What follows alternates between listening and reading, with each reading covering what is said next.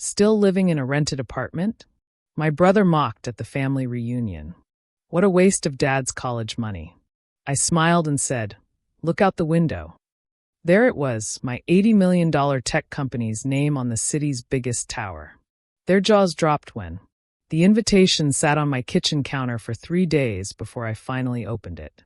Cream-colored paper, gold embossing, the works. The Martinez Family Reunion, celebrating success together. I traced my fingers over the letters, feeling the slight raised texture of expensive cardstock against my skin. Of course, they'd gone all out. They always did when it came to showing off. My phone buzzed. Another text from my mother. "Olivia, please confirm if you're coming. Everyone will be there. Even Marcus is flying in from London." Marcus, my older brother, the golden child, the investment banker who could do no wrong. The one who'd gotten a full ride to Stanford while I chose to drop out of college to pursue my tech startup dreams. "What a waste," Dad had said. "We invested so much in your education, and you throw it all away for some pipe dream." I glanced around my modest one-bedroom apartment. The walls were bare except for my whiteboard covered in code and flowcharts.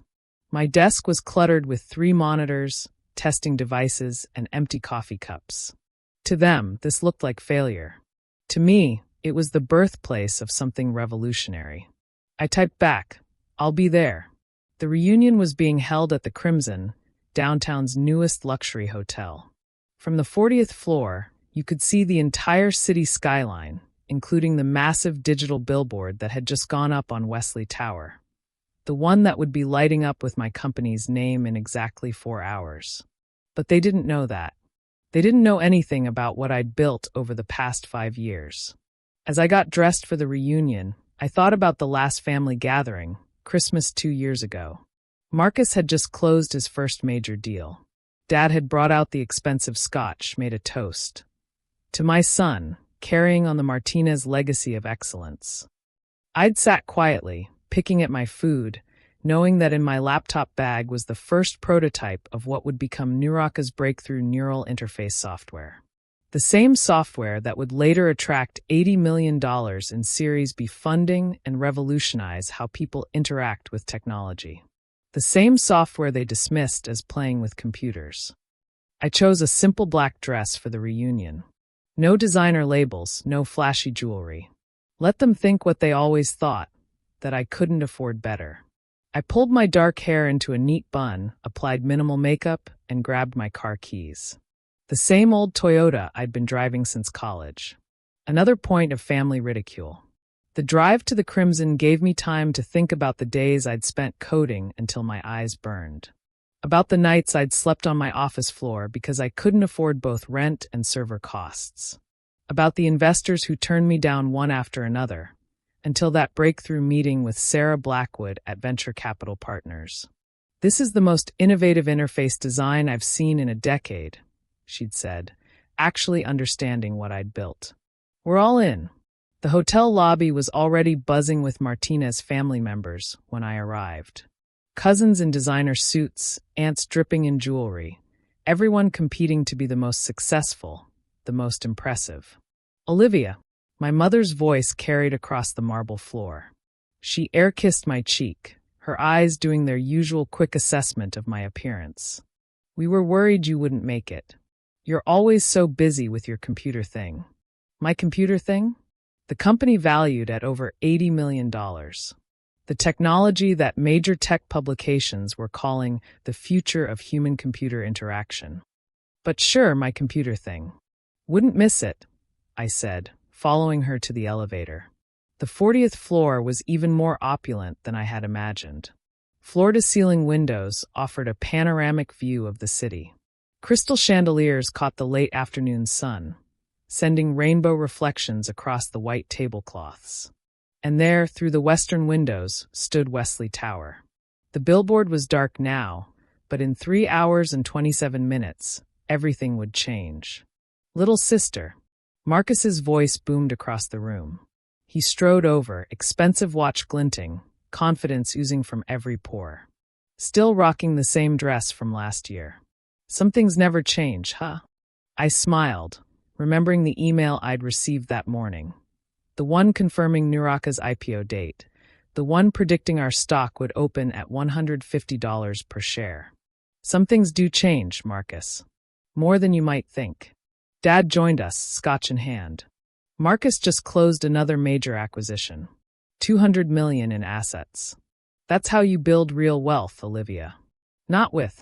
He waved his hand vaguely. Websites or whatever it is you're doing. I checked my phone. A message from my CTO.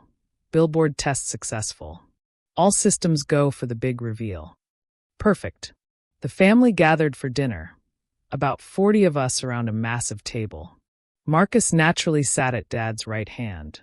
I was relegated to the far end, between Cousin Maria, who just opened her third retail boutique, and Uncle Robert, who still thought Facebook was cutting-edge technology.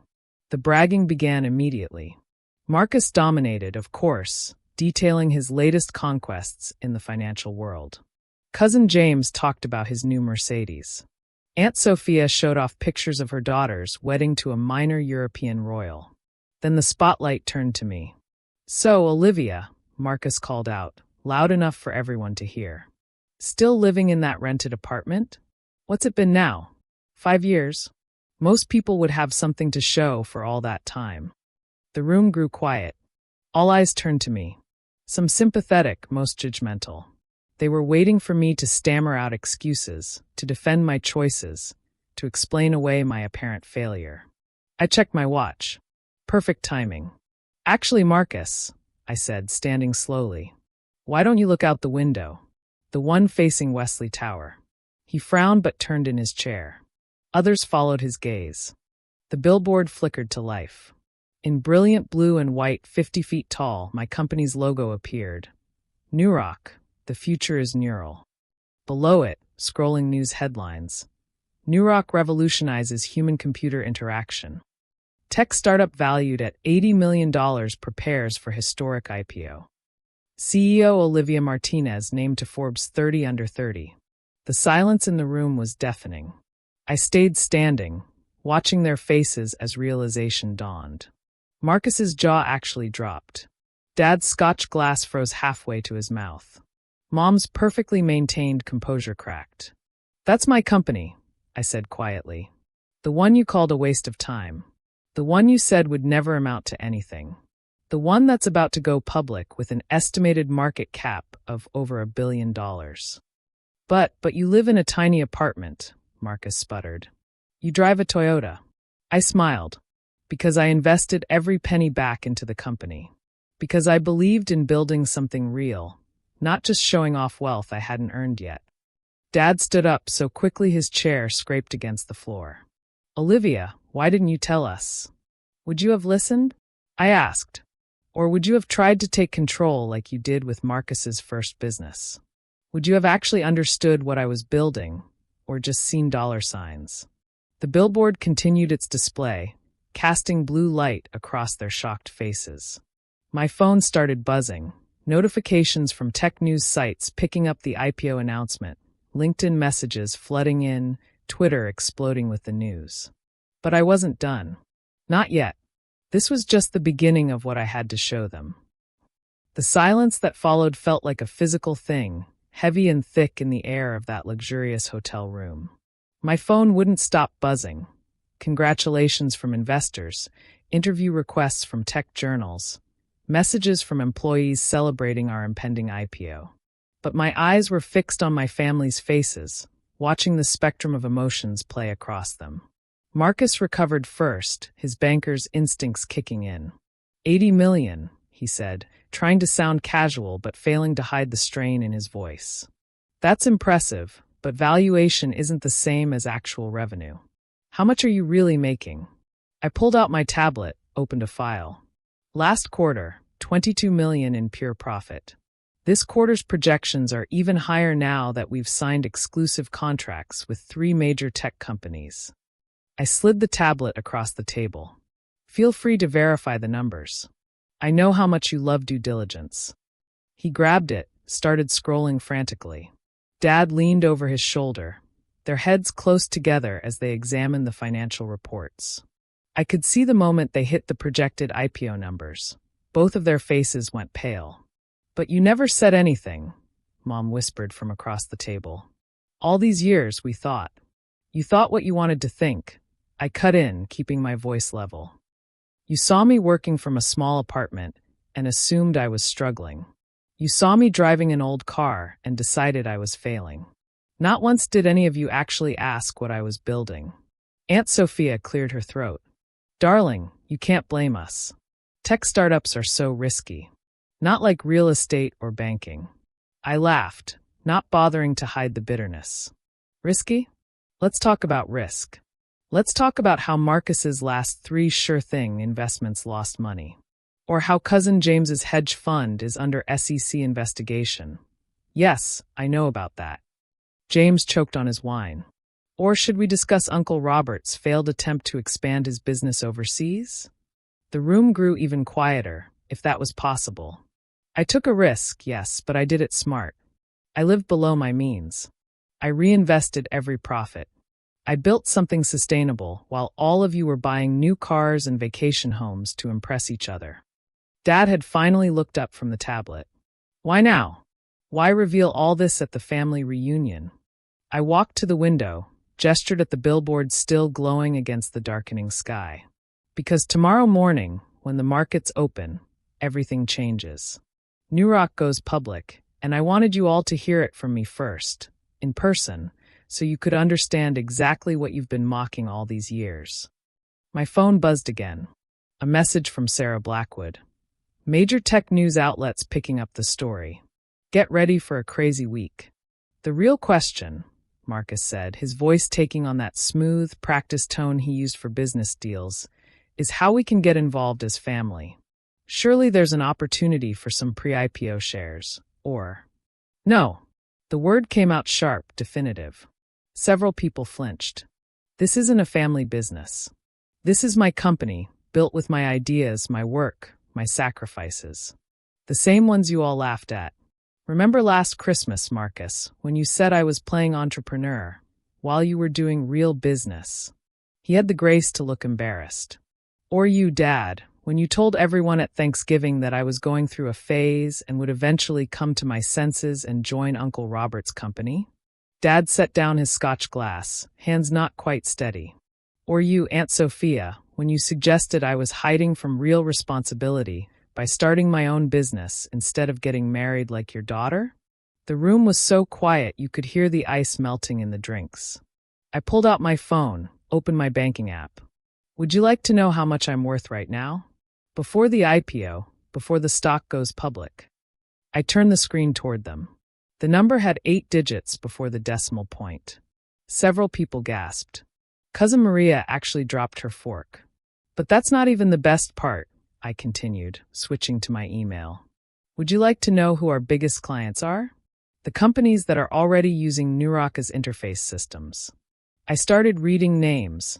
Major tech companies, Fortune 500 corporations, government contracts. With each name, I watched their expressions shift from shock to something else. Realization, understanding of just how badly they had underestimated me. And tomorrow, I said, putting my phone away, when the opening bell rings on Wall Street, that number in my account? It's going to add a few more digits. Marcus stood up, straightening his tie. Olivia, look, maybe we got off on the wrong foot.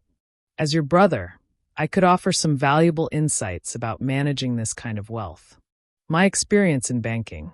Sit down, Marcus, I said quietly. This isn't a negotiation. This isn't an opportunity. This is me showing you what I've built despite all of you, and making it clear that none of you will be part of it. But we're family, Mom protested. Family? I turned to face her. Was it family when you told your friends I was finding myself, instead of admitting I was running a company? Was it family when Dad excluded me from the holiday card because my career choices didn't fit the family image? The billboard outside flickered, cycling through more headlines about New Rock's innovations. The blue light cast shadows across their faces, highlighting every flinch, every grimace. Tomorrow morning, every major news outlet will be running stories about New Rock, about our technology, our growth, our future, about me. And not one of those stories will mention the Martinez family, because you chose not to be part of this journey. You chose to mock it instead. I picked up my purse, getting ready to leave. But I had one more thing to show them. Oh, and that rented apartment you all love to joke about? I pulled up another email on my phone, turned it around so they could see the attached image. It was a purchase agreement for the penthouse of the city's most exclusive residential building. The price made several people audibly gasp. I close on it next week. I could have bought it months ago, but I wanted to wait, to prove something to myself and to all of you. Prove what? Dad asked, his voice barely above a whisper. I smiled, but there was no warmth in it. That success isn't about showing off. It's about building something real, something lasting, something none of you believed I could do. The room erupted in voices, questions, protests, sudden offers of support and congratulations. But I was already walking toward the door. Enjoy the rest of the reunion, I called over my shoulder. I have a company to run. As the door closed behind me, I heard the chaos break out in full force. The accusations, the arguments, the desperate attempts to make sense of what had just happened. But I was done listening to them. I had bigger things to focus on.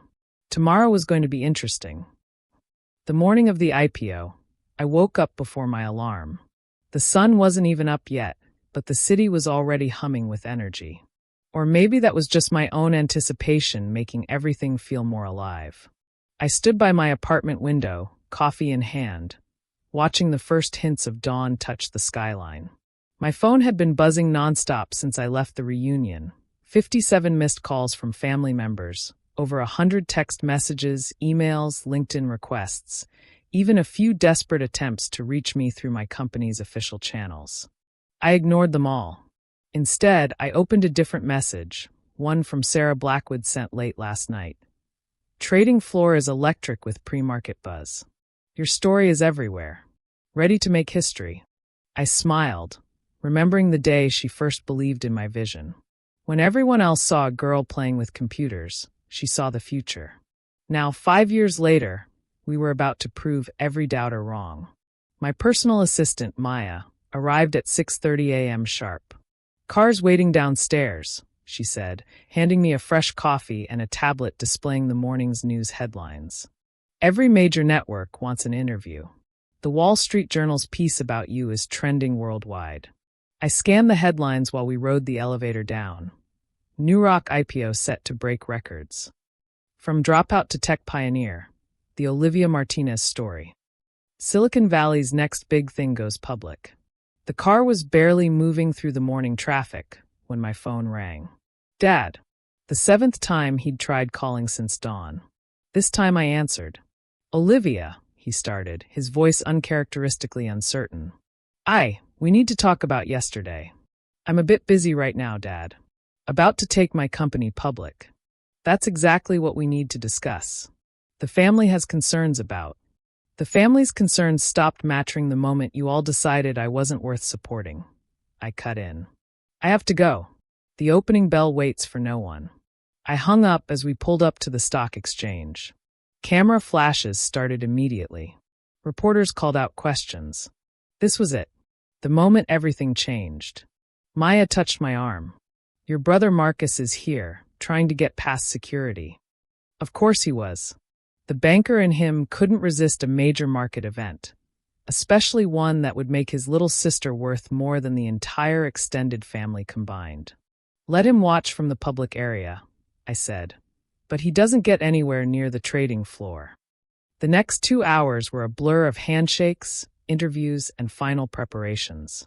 Then, at 9:29 a.m., I stood on the platform above the trading floor, the ceremonial bell in front of me. Screens everywhere showed Nuraka's logo, our ticker symbol, ready to go live. My phone buzzed one last time. A text from Mom. Please, sweetheart. The family needs to be part of this. Your father's reputation. I turned off the phone. The countdown began. 10 seconds. I looked out over the crowded trading floor, spotted Marcus in the public viewing area, his face a mix of awe and barely concealed envy. 5 seconds. Somewhere in the crowd, I heard someone shout, "That's her.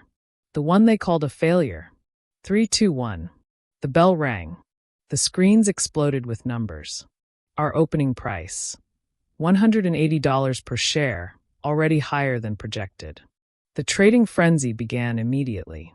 Within minutes, the price jumped to $220.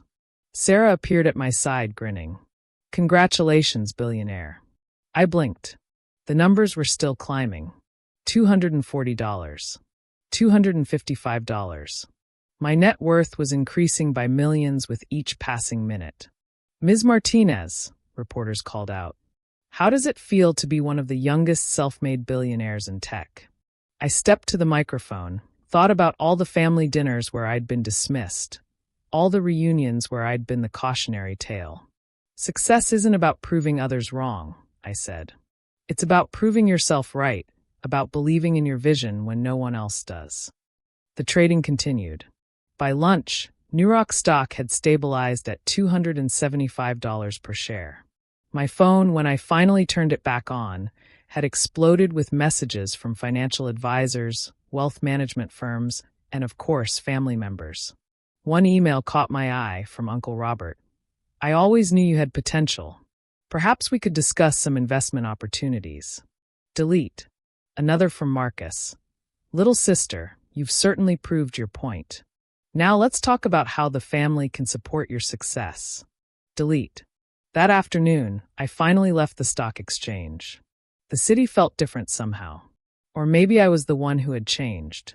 Maya met me at the car. Your new penthouse is ready. Would you like to see it? I nodded.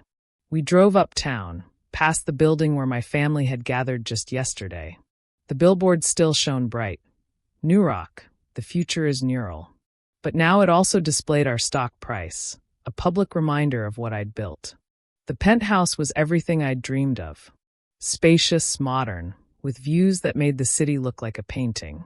But I didn't want to fill it with expensive furniture or flashy art. Instead, I'd had one wall converted into a massive whiteboard.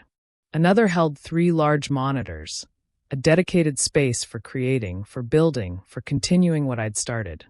Your father called the office again, Maya said. The family is having an emergency meeting tonight. They're worried about implications. I walked to the window, looked out over the city I'd conquered. Let them worry. Let them finally understand what they missed by underestimating me. And the interviews? Everyone wants to know the story behind New Rock's success. I smiled, thinking about all the young entrepreneurs out there, all the dreamers being told they're wasting their time. Schedule them, but make sure they understand. This isn't a story about revenge. It's about vision, about believing in yourself when no one else will, about building something real while others are busy showing off things they haven't earned. My phone buzzed one last time. A message from Sarah. Board meeting tomorrow. Time to plan the next chapter. I replied immediately. Ready when you are. Because this wasn't the end of my story. It was just the beginning. I had more to build, more to create, more to prove. Not to my family, but to myself. Let them have their reunions, their shallow displays of wealth, their desperate attempts to maintain their image. I had work to do. Real work. The kind that changes the world. And maybe, just maybe, the next time someone tells their daughter she's wasting her time chasing dreams, they'll remember my name. Remember the girl they called a failure. Remember what happens when you underestimate someone who refuses to give up. Remember that success doesn't always look like what you expected. Sometimes it looks like a quiet girl in a simple black dress, standing in a room full of people who thought they knew better, proving them all wrong with a single glance out the window.